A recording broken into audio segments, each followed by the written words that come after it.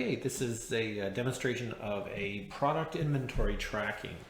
This uses the UPC codes or QR codes for tracking inventory, scanning them in and out of inventory, and building an inventory list from these UPC codes. So there's a couple of aspects to this. One is just the simple inventory tracking, and what you have here on the front page, this would be the administrative part of it here, and on the right hand side here is what you would see if you were to log into the mobile app and use the phone. It uses the phone's camera as a barcode scanner. So if you were to just simply click on any one of these links, it would bring up a barcode scanner. You would scan that item. If it found it in the inventory, it would show you the description of what that item is. If it didn't find it in the inventory, it would give you an opportunity to add it to the inventory by giving it a proper description name. And then that information is kept and stored in the database, which is the back end. So what you see here are three particular reports. In no particular order or reason, but the bottom one here has inventory on hand. So according to the scans that have come into the system, there was 323 individual scanned parts that were actually added to the system. So that should be a good baseline of what inventory is on hand. And then as you use the mobile app, it scans out those items, and that's these items here. To give you an idea what that would look like on the phone, we're going to switch this over to manual mode, and that's because this is on a PC, and the PC does not have a barcode scanner, and the phone, the camera can't be used as a scanner. So we're going to switch this over to manual mode, and we're going to show you what it would look like if we were going to take out a say a boom arm or something like that. So we would click on the out. This would then bring up the scanner. It would scan the number. I would simulate that scan by just punching in the barcode number, and then I would hit done there, and you will see that that will go into the database. It will bring it out, and it'll say we have this part number on hand. In fact, we have 11 on hand. This is the description, and it's making the assumption that you're scanning that out. So if you did, then you would punch in the customer's number, whatever that customer's number would be, and then you would just click remove item. As you did that, it would pull that out of inventory. You'd be down by 1, so the next time you scan, it would be 10, 9, 8, and so on. And then that item that was removed from the inventory gets plugged up into the top database up here, or the top report. You see this report keeps flickering, the page keeps flickering. This is because what it's doing is the database is going out and checking to see if any employee has recently scanned out any parts, and then it updates the database. So if we punch in that customer number and then hit remove the part, then we would hit done. That would close all of that, and then that information would come up in here. We can at any time and check to see what a quantity of an item is on hand by just hitting the quantity, again scanning the code or punching in the number electronically, and then it would come up and say yes, we do have 11 of those items. This is what the description is, and it shows the items. There are no serial numbers on any of these items. If it did, it would show the 11 different serial numbers there. But that's a quick way of if you're at a customer's house or their location, and you see that a part is required, you'd be able to quickly scan your truck or your inventory on hand to see whether or not you have that item out in your vehicle, in the event that you had to replace it. So that's how that works. The scan in, again, it's the same thing. If I did a scan in, if I put in a barcode, and I'll just make one up here, and I hit done here, what that will do is it will ask me for a description of that. And then I would give that a description as to what it is, and then that item itself, and I will go,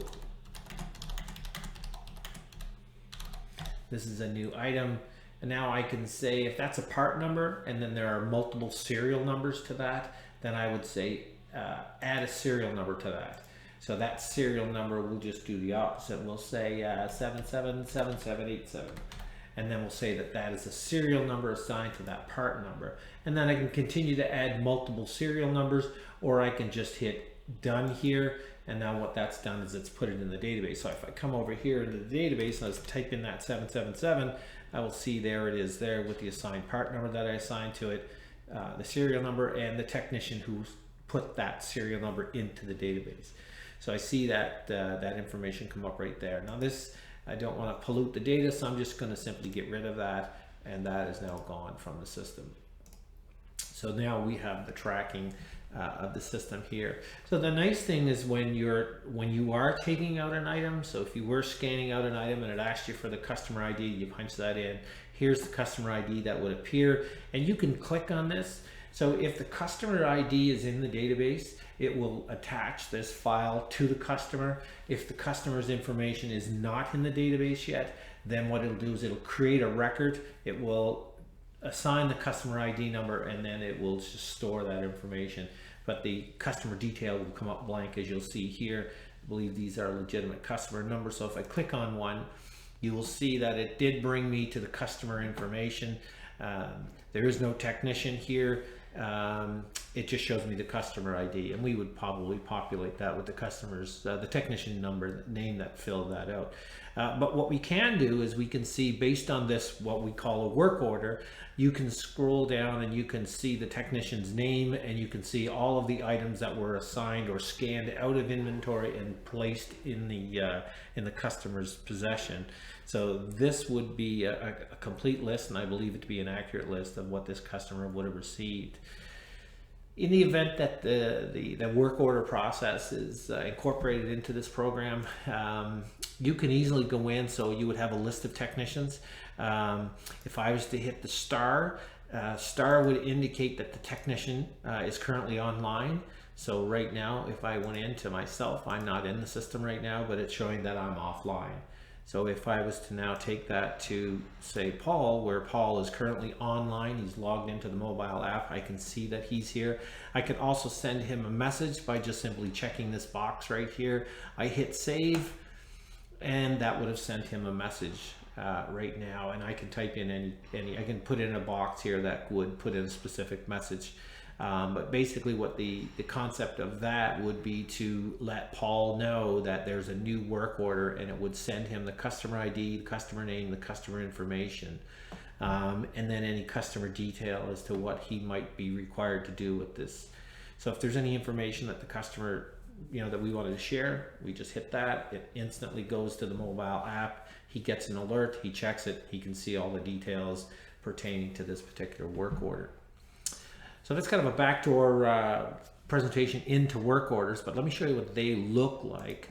Again, if these were managed from the back end, if you decide that's an approach you want to take, it really is just as simple as going into the work orders.